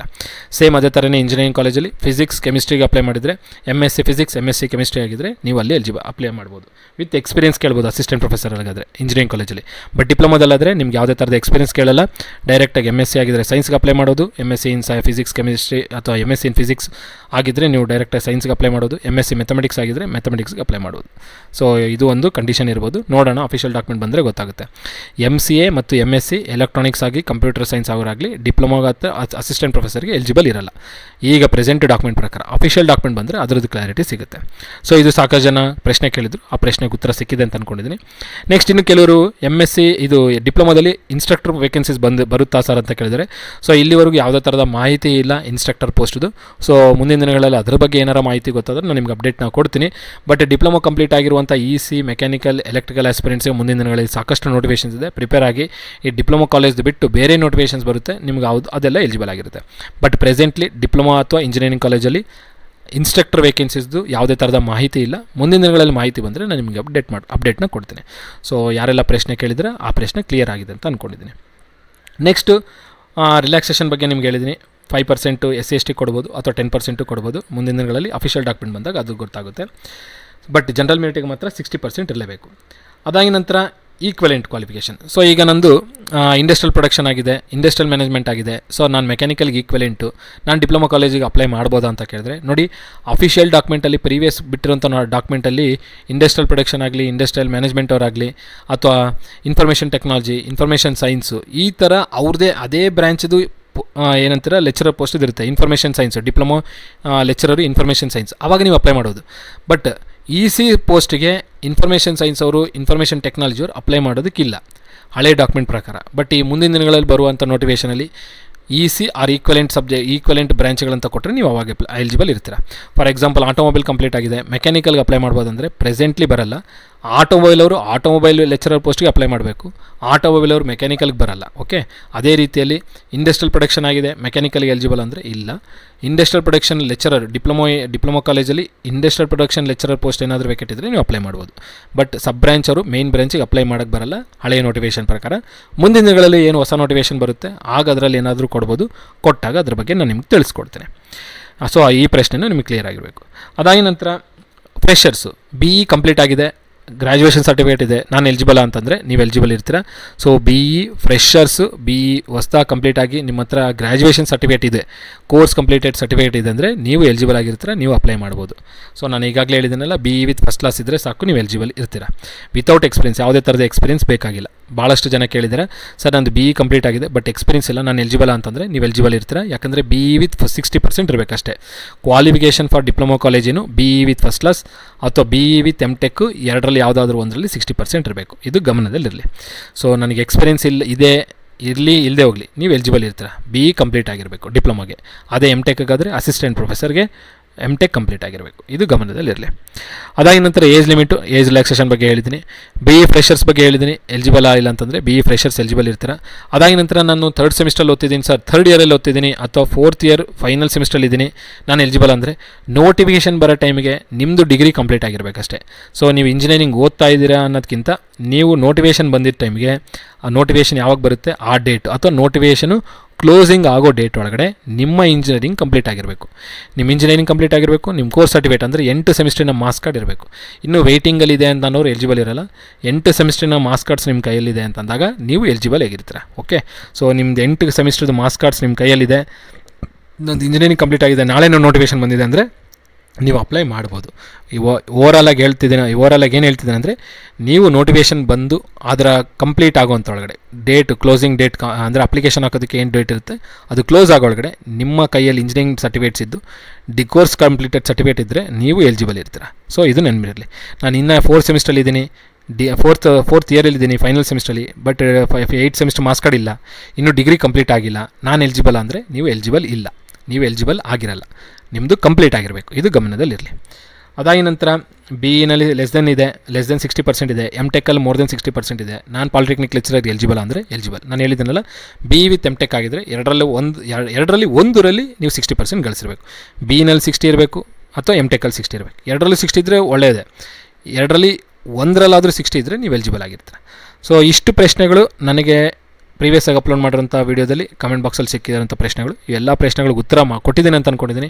ನಿಮ್ಗೆ ಇನ್ನೂ ಏನಾದರೂ ಕೇಳಿದಿತ್ತಂದರೆ ಈ ವಿಡಿಯೋನ ಕಮೆಂಟ್ ಬಾಕ್ಸಲ್ಲಿ ಡ್ರಾಪ್ ಮಾಡಿ, ಕಮೆಂಟನ್ನು ನೋಡ್ಕೊಂಡು ನಾನು ನಿಮಗೆ ರಿಪ್ಲೈ ಕೊಡ್ತೀನಿ. ಸೊ ಈ ವಿಡಿಯೋದಲ್ಲಿ ನಾನು ಕೊಟ್ಟಿರೋಂಥ ಮಾಹಿತಿ ನಿಮಗೆ ಇನ್ಫಾರ್ಮೇಟಿವ್ ಅನಿಸಿದೆ ಅಂತ ಅಂದ್ಕೊಂಡಿದ್ದೀನಿ.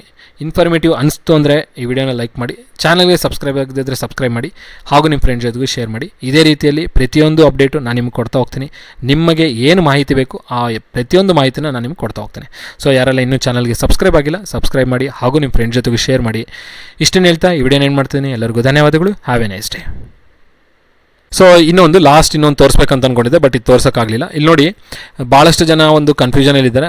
ಸೊ ಇದು ನೋಡಿ ಇದು ಯಾವುದು ಜಾರ್ಖಂಡ್ ಪಬ್ಲಿಕ್ ಸರ್ವಿಸ್ ಕಮಿಷನ್ದು. ಸೊ ಎಲಿಜಿಬಿಲಿಟಿ ಬಗ್ಗೆ ಭಾಳ ಕೇಳಿದ್ದಾರೆ, ಭಾಳಷ್ಟು ಡೌಟ್ ಇತ್ತು. ಸೊ ಅದನ್ನೊಂದು ತೋರಿಸ್ಬೇಕು ಅಂದ್ಕೊಂಡಿದ್ದೆ. ನೋಡಿ ಎಂಟ್ರಿ ಲೆವೆಲು ನಿಮಗೆ ಲೆವೆಲ್ 9 ಲೆವೆಲ್ 10 ಸಿಗುತ್ತೆ. ಇದು ಪಾಲಿಟೆಕ್ನಿಕ್ ಲೆಕ್ಚರರಿನ ನೋಟಿಫಿಕೇಷನ್, ಅಸಿಸ್ಟೆಂಟ್ ಪ್ರೊಫೆಸರ್ದಲ್ಲ, ಪಾಲಿಟೆಕ್ನಿಕ್ ಲೆಕ್ಚರರ್ ನೋಟಿಫಿಕೇಷನು. ಸೊ ನಾನು ಹೇಳಿದ್ದೀನಲ್ಲ, ಪಾಲಿಟೆಕ್ನಿಕ್ ಲೆಕ್ಚರರ್ ನೋಟಿಫಿಕೇಷನಲ್ಲಿ 2 ವಿಧಾನದಲ್ಲಿ ಆಯ್ಕೆ ಮಾಡ್ತಾ ಇದ್ದಾರೆ. ಸೊ ನಂದು BE ಆಗಿದ್ರು ನೀವು ಎಲಿಜಿಬಲ್ ಆಗಿರ್ತೀರಾ, BE ವಿತ್ MTech ಆಗಿದ್ರು ಎಲಿಜಿಬಲ್ ಆಗಿರ್ತೀರಾ, BE ವಿತ್ MTech ಆಗಿದ್ರು. ಬಟ್ ಇಲ್ಲಿ ಏನಂದರೆ ಲೆವೆಲ್ 9 ಇರುತ್ತೆ, ಇಲ್ಲಿ ಲೆವೆಲ್ 10 ಇರುತ್ತೆ. ಸೊ ಇಲ್ಲಿ 56,100 ರೂಪಾಯಿ ಇರುತ್ತೆ, ಇಲ್ಲಿ 57,700 ರೂಪಾಯಿ ಇರುತ್ತೆ. ಇದು AICTE ಸ್ಕೇಲ್ಸ್ ಪ್ರಕಾರ. ಸೊ ಇದು ಜಮ್ಮು ಕಾಶ್ಮೀರ ಅಲ್ಲ, ಜಾರ್ಖಂಡ್ ಪಬ್ಲಿಕ್ ಸರ್ವಿಸ್ ಕಮಿಷನ್ದು. ಸೊ ಇಂಜಿನಿಯರಿಂಗ್ ಕಾಲೇಜಿನ ಅಸಿಸ್ಟೆಂಟ್ ಪ್ರೊಫೆಸರ್ ನೋಟಿಫಿಕೇಷನ್ ಇಲ್ಲಿ ಕೊಟ್ಟಿದ್ದರು, ಅದೇ ಡೀಟೇಲ್ನ ನಾನು ನಿಮ್ಗೆ ಹೇಳಿದ್ದೀನಿ. ಸೊ ಇಂಜಿನಿಯರಿಂಗ್ ಕಂಪ್ಲೀಟ್ ಆಗಿದ್ರು ಎಲಿಜಿಬಲು, ಇಂಜಿನಿಯರಿಂಗ್ ವಿತ್ MTech ಕಂಪ್ಲೀಟ್ ಆಗಿದ್ರು ಎಲಿಜಿಬಲ್. ಬಟ್ ಕಂಡೀಷನ್ ಏನು, BE ಆಗಿದ್ದರೆ 60% ಆಗಿರಬೇಕು, BE ವಿತ್ MTech ಆಗಿದ್ದರೆ ಎರಡರಲ್ಲಿ ಯಾವುದಾದ್ರೂ ಒಂದರಲ್ಲಿ 60% ಆಗಿರಬೇಕು. ಇದು ಗಮನದಲ್ಲಿರಲಿ. ಸೊ ಅದೇ ಥರನೇ ಉತ್ತರ ಪ್ರದೇಶ್ ಪಬ್ಲಿಕ್ ಸರ್ವಿಸ್ ಕಮಿಷನಲ್ಲೂ ಕೂಡ ನೀವು ನೋಡ್ತಾ ಇರ್ಬೋದು, ಇಲ್ಲಿ ಕೆಳಗಡೆ ಕೊಟ್ಟಿದ್ದಾರೆ ನೋಡಿ ಇಲ್ಲಿ. ಸೊ ಎಲ್ಲಂದರೆ ಇಲ್ಲಿ ನೋಡಿ ಅಕಾಡೆಮಿಕ್ ಕ್ವಾಲಿಫಿಕೇಷನ್ಸು, ಲೆಕ್ಚರರು ಇಂಜಿನಿಯರಿಂಗು ಅದು ಟೆಕ್ನಿಕಲ್ ಬ್ರಾಂಚಸಲ್ಲಿ, ಪಾಲಿಟೆಕ್ನಿಕ್ಕು ಸೊ ಮೆಕ್ಯಾನಿಕಲ್ ಎಲೆಕ್ಟ್ರಿಕಲ್ ಎಲ್ಲ ಬ್ರಾಂಚಸ್ಗೆ ನೋಡಿ direct recruitment level 9 level 10.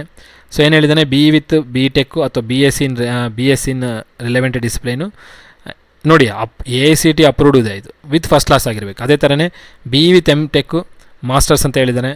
So ಇದೂ ಲೆವೆಲ್ 10 ಆಗಿರುತ್ತೆ. ಸೊ ನಂದು BE ಕಂಪ್ಲೀಟ್ ಆಗಿದ್ದಾನೆ, ಲೆವೆಲ್ 9 ಹೋಗ್ತೀನಿ, BE ವಿತ್ MTech ಆಗಿದ್ದರೆ ಲೆವೆಲ್ 10 ಹೋಗ್ತೀನಿ, ಇಷ್ಟೇ. ಸೊ ಇದು UPPS ಇದು ಅಂದರೆ ಉತ್ತರ ಪ್ರದೇಶ್ ಪಬ್ಲಿಕ್ ಸರ್ವಿಸ್ ಕಮಿಷನ್ದು. ಅದೇ ಥರನೇ ಆಂಧ್ರ ಪ್ರದೇಶ್ ಪಬ್ಲಿಕ್ ಸರ್ವಿಸ್ ಕಮಿಷನಲ್ಲೂ ಕೂಡ ನೀವು ನೋಡ್ಬೋದು, ಇದೂ ಅಷ್ಟೇ 2024 2025 ಬಂದಿರೋಂಥ ನೋಟಿಫಿಕೇಷನ್ ಆಗಿರುತ್ತೆ.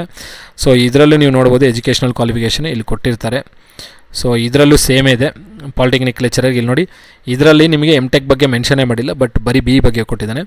ಸೊ ನೋಡಿ ಫಸ್ಟ್ ಕ್ಲಾಸು ಬ್ಯಾಚುಲರ್ ಡಿಗ್ರಿನಲ್ಲಿ ಆಗಿರಬೇಕಷ್ಟೇ, first class with bachelor degree. So ಅದೇ ಥರನೇ ಇಲ್ಲಿ MTech ನೋಡಿ ಫಸ್ಟ್ ಕ್ಲಾಸು ಪೋಸ್ಟ್ ಗ್ರಾಜುಯೇಷನ್ ಅಂದರೆ MSc ಆಗಿರಬೇಕು, ಕೆಮಿಸ್ಟ್ರಿ, ಇಂಗ್ಲೀಷು, ಜಿಯಾಲಜಿ, ಮ್ಯಾಥಮೆಟಿಕ್ಸ್, ಫಿಸಿಕ್ಸಲ್ಲಿ ನಾನು ಈಗಾಗಲೇ ಹೇಳಿದ್ದೀನಿ ನಿಮಗೆ ಫಸ್ಟ್ ಕ್ಲಾಸ್ ಆಗಿರಬೇಕು. Okay, MSc in first class, BE with first class, ಅಥವಾ MTech ಇದ್ದರೆ BE ವಿತ್ MTech ಎರಡರಲ್ಲಿ ಯಾವುದಾದ್ರೂ ಒಂದರಲ್ಲಿ 60% ಇರಬೇಕು. ಅದೇ ಥರನೇ ಕರ್ನಾಟಕ ಪಬ್ಲಿಕ್ ಸರ್ವಿಸ್ ಕಮಿಷನ್ ನೋಡಿ, ಆಂಧ್ರ ಪ್ರದೇಶ್ ಇರ್ಬೋದು, ಉತ್ತರ ಪ್ರದೇಶ್ ಇರ್ಬೋದು, ಜಾರ್ಖಂಡ್ ಇರ್ಬೋದು, ಕೇರಳ ಪಬ್ಲಿಕ್ ಸರ್ವಿಸ್ ಕಮಿಷನ್ ನೋಡ್ತಾ ಇರ್ಬೋದು ನೀವು ಇಲ್ಲಿ ಈ ಡಾಕ್ಯುಮೆಂಟಲ್ಲಿ. ಸೊ ಇಲ್ಲಿ ನೋಡಿ technical education, name of the post lecturer in electronics, government ಪಾಲಿಟೆಕ್ನಿಕಲ್ಲಿ AICTE ಸ್ಕೇಲ್ಸೇ ಇರುತ್ತೆ, ಬಟ್ ಇದು ಹಳೆ ಸ್ಕೇಲ್ಸ್ ಇದ್ದಿದ್ದು. ಸೊ ಇದಕ್ಕೂ ಕ್ವಾಲಿಫಿಕೇಷನ್ ನೀವು ನೋಡ್ತಾ ಹೋದರೆ, ಕ್ವಾಲಿಫಿಕೇಷನ್ ಇಲ್ಲೆಲ್ಲಿ ಕೊಟ್ಟಿದ್ದಾರೆ ಅಂತಂದರೆ ಇಲ್ಲಿ ನೋಡಿ ಏಜ್ ಬಗ್ಗೆ ಆಯಿತು, ಇಲ್ಲಿ ಕೆಳಗಡೆ ಕೊಟ್ಟಿದ್ದಾರೆ ನೋಡಿ.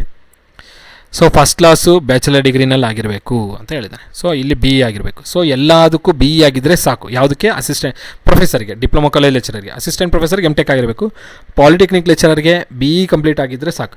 ಬಟ್ MTech ಆಗಿದೆ ಅಂತಂದರೆ ಅವ್ರಿಗೂ ಎಲಿಜಿಬಿಲಿಟಿ ಕೊಟ್ಟಿದ್ದಾರೆ. BE ವಿತ್ MTech ಆಗಿದ್ದರೆ ಪೇ ಸ್ಕೇಲ್ ಚೇಂಜ್ ಮಾಡಿದ್ದಾರೆ ಅಷ್ಟೇ. ಓಕೆ, ಬಟ್ ಎರಡರಲ್ಲಿ ಯಾವುದಾದ್ರೂ ಒಂದರಲ್ಲಿ 60% ಇರಬೇಕು ಅಂತ ಹೇಳಿದ್ದಾರೆ. ಸೊ ಇಲ್ಲಿ ಬರೀ BE ಆಗಿರದೆ MTech ಆಗಿರೋರು ಇನ್ಎಲಿಜಿಬಲ್ ಅಂತ ಅನ್ನೋಕ್ಕಾಗಲ್ಲ. BE ಆಗಿದ್ರು ಎಲಿಜಿಬಲು, BE ವಿತ್ MTech ಆಗಿದ್ರು ಎಲಿಜಿಬಲ್. ಯಾವುದಕ್ಕೆ, ಪಾಲಿಟೆಕ್ನಿಕ್ ಲೆಕ್ಚರರ್ಗೆ. ಸೊ ನಿಮಗೆ 4 ನೋಟಿಫಿಕೇಷನ್ನ ತೋರಿಸಿದ್ದೀನಿ. 4 ನೋಟಿಫಿಕೇಷನ್ ನೋಡಿದ ನಂತರ ನಿಮಗೆ ಕ್ಲಾರಿಟಿ ಸಿಕ್ಕಿರಬೇಕು. ಇನ್ನೂ ಕ್ಲಾರಿಟಿ ಇಲ್ಲ ಅಂತಂದರೆ ಕಮೆಂಟ್ ಬಾಕ್ಸಲ್ಲಿ ಡ್ರಾಪ್ ಮಾಡಿ, ನನ್ನ ಕಡೆಯಿಂದ ಆದಷ್ಟು ಪ್ರಯತ್ನ ಮಾಡ್ತೀನಿ ನಿಮಗೆ ಕ್ಲಾರಿಟಿನ ತೋರಿಸೋದಕ್ಕೆ, ವಿತ್ ಪ್ರೂಫ್ ತೋರಿಸೋದಕ್ಕೆ. ಸೊ ಯಾರೆಲ್ಲ ಪ್ರಿಪೇರ್ ಆಗ್ತಿದ್ದಾರೆ ಚೆನ್ನಾಗಿ ಪ್ರಿಪೇರ್ ಆಗಿ, ಆಲ್ ದಿ ಬೆಸ್ಟ್ ಹೇಳ್ತಿದ್ದೀನಿ. ಟೈಮ್ ಕಮ್ಮಿ ಇದೆ, ಈಗಲಿಂದಲೇ ಪ್ರಿಪ್ರೇಷನ್ನ ಸ್ಟಾರ್ಟ್ ಮಾಡ್ಕೊಳ್ಳಿ. ಸೊ ಓವರಾಲ್ ಆಗಿ ಇನ್ನೊಂದೊಮ್ಮೆ ಹೇಳ್ತಾ ಇದ್ದೀನಿ, ಈ ವಿಡಿಯೋದಲ್ಲಿ ಕೊಟ್ಟಿರೋಂಥ ಮಾಹಿತಿ ನಿಮ್ಗೆ ಇನ್ಫಾರ್ಮೇಟಿವ್ ಅನ್ಸಂದರೆ ವಿಡಿಯೋನ ಲೈಕ್ ಮಾಡಿ, ಚಾನಲ್ಗಿನ್ನೂ ಸಬ್ಸ್ಕ್ರೈಬ್ ಆಗಿದ್ರೆ ಸಬ್ಸ್ಕ್ರೈಬ್ ಮಾಡಿ, ಹಾಗೂ ನಿಮ್ಮ ಫ್ರೆಂಡ್ ಜೊತೆಗೆ ಶೇರ್ ಮಾಡಿ. ಪ್ರತಿಯೊಂದು ಮಾಹಿತಿನೂ ನಾನು ನನ್ನ ಚಾನಲಲ್ಲಿ ನಿಮ್ಗೆ ಅಪ್ಡೇಟ್ನ ಕೊಡ್ತಾ ಹೋಗ್ತೀನಿ. ಸೊ ಏನೇ ಕಮೆಂಟ್ ಇದ್ದರೂ ಸಂಕೋಚ ಪಡದೆ ನೀವು ಕಮೆಂಟ್ ಬಾಕ್ಸಲ್ಲಿ ಡ್ರಾಪ್ ಮಾಡಿ. ಪ್ರತಿಯೊಂದು ಕಮೆಂಟ್ಗೆ ನಾನು ರಿಪ್ಲೈ ಕೊಡ್ತೀನಿ, ನೋಡಿದ್ದೆ. ಸೊ ಇಷ್ಟು ಹೇಳ್ತಾ ವಿಡಿಯೋ ಏನು ಮಾಡೋಣ. ಎಲ್ಲರಿಗೂ ಧನ್ಯವಾದಗಳು. Have A nice day.